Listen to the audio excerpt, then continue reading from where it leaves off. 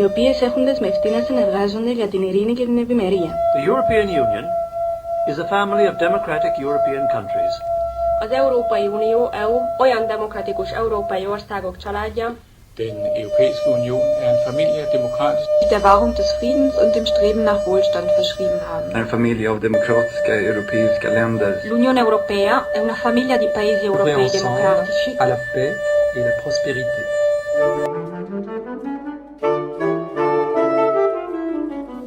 Let us introduce ourselves. We are the interpreters who work for the institutions of the European Union. You will find us at the Commission in the Directorate General for Interpretation, more familiarly known as the SCIC, an acronym from the past which stuck. Every day in Brussels, there are 50 to 60 meetings for which the SCIC provides interpretation. There is a staff of 500 to draw upon, plus several thousand freelancers, of whom a good 300 will be recruited on any one day. In its most basic form, our job consists of interpreting for two persons using two languages. The interpretation can be provided discreetly in a whisper when one is working for just 2 or 3 people, but if the group is bigger, then we take notes while the speaker is talking, and then provide what is known as a consecutive interpretation. This is done not in a whisper, but into the microphone. In fact, on some memorable occasions, it has to be declaimed for the benefit of a large audience. In its most complex form, our job consists of working as part of a team, in simultaneous interpretation. Here we may be working not in 2 languages, but in 22. None of the founding fathers could possibly have envisaged an evolution on this scale.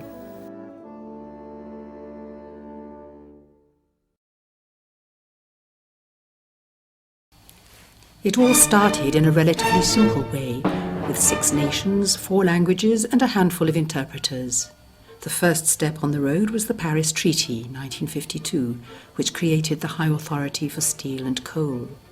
Then in 1956, meeting in Venice, the foreign ministers of the 6 decided to set up an intergovernmental conference to draft the texts of what was to become the Rome Treaty.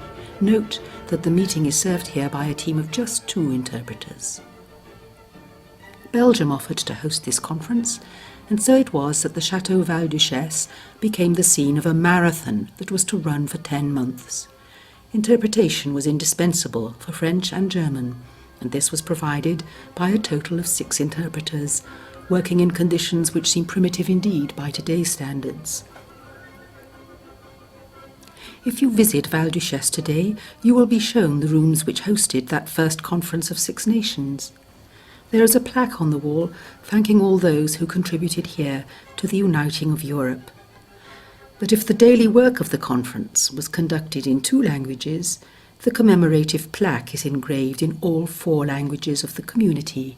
Here it is in a nutshell, the difference between the practical and the ceremonial, which was to be a constant feature of community life.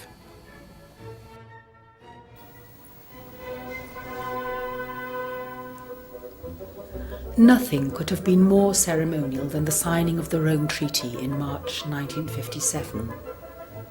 There were speeches and there was interpretation in the language of every member state. This was perceived to be a vital aspect of equality between nations, and the principle was to be enshrined in the first Council Regulation of 1958. For the principle to be put into practice, it was essential for the embryonic language service to expand, and since candidates were hard to find, there began an in-house training scheme run by staff interpreters, which provided a reliable source of recruitment. But if it was difficult then, in the 1960s, to find qualified interpreters, imagine the challenge that lay ahead as the family expanded. In 1973, Denmark, Ireland and the United Kingdom joined the family, bringing with them Danish and English. There were now 9 member states and 6 official languages. In 1981, the Hellenic Republic joined the community.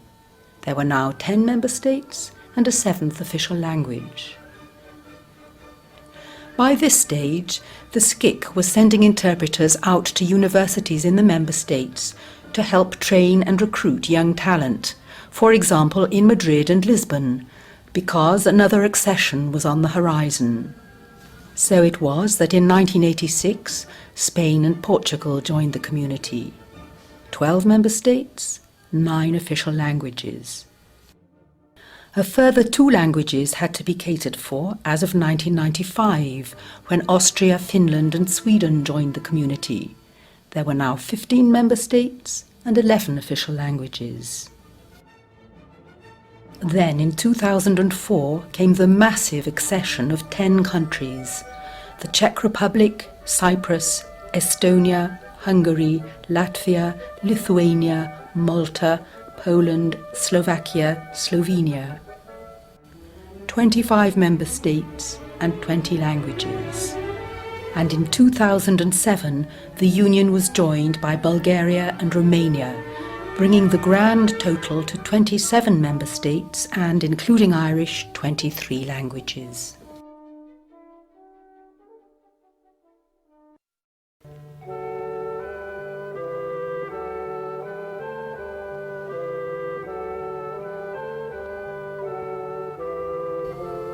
How has the SCIC faced up to the challenge? Firstly, by helping the candidate countries train interpreters and then recruiting them. Secondly, by encouraging staff interpreters to learn new languages. And with a mixture of both, it becomes possible to run a meeting in a great many languages. Much of the work is done directly, but two-way interpretation and relay are necessary. For example, this Polish interpreter may work 2 ways.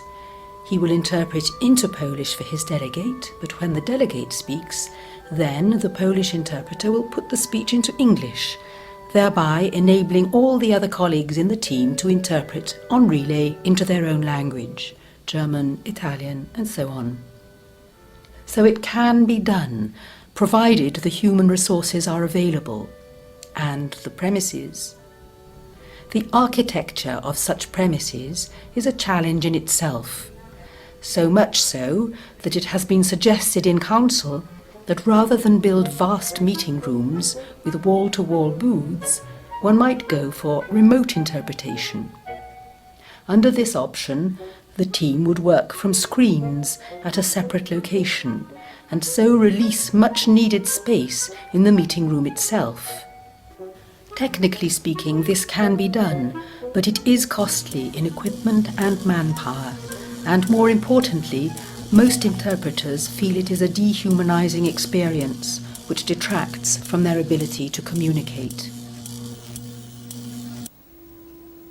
It would not be possible or even desirable to provide full language coverage on every occasion. For the vast range of meetings attended by officials and experts, the policy is simply to match needs with resources. Nowadays, many people are able to get by in English, some better than others, but they are invariably pleased when interpretation is provided, enabling them to slip into something more comfortable.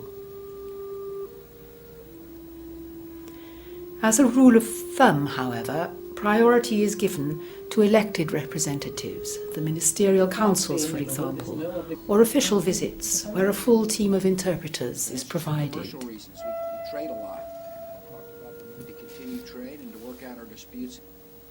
So, it's been 50 years since it all began.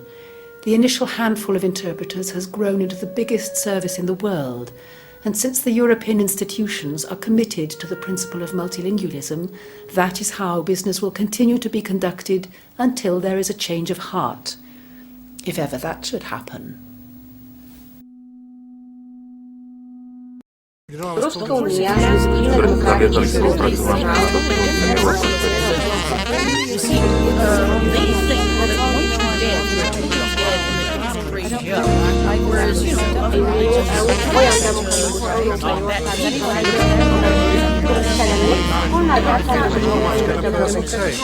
Down at the Tower of Babel, there's a place where no one